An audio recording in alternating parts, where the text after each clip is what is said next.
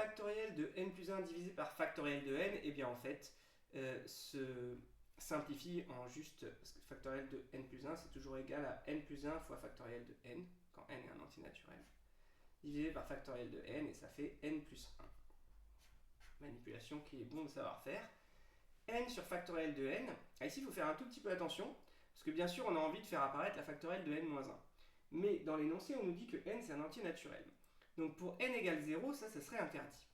Donc là, on va d'abord traiter le cas n supérieur ou égal à 1, où effectivement, factoriel de n c'est bien égal à n fois la factorielle de n moins 1. Et ça fait 1 sur factoriel de n moins 1.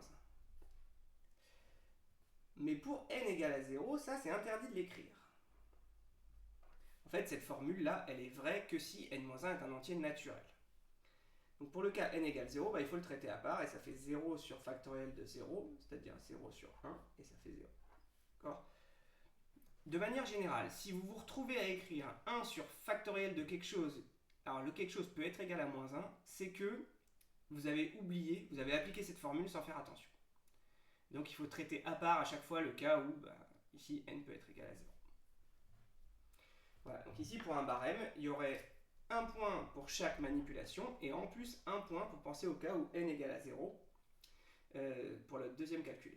Ici, n égale à 0 ne pose aucun problème, puisque factoriel de n plus 1 est bien égal à n plus 1 fois factoriel de n, même quand n est égal à 0. Le problème ici, c'est que ça nous a amené à écrire la factorielle d'un nombre négatif.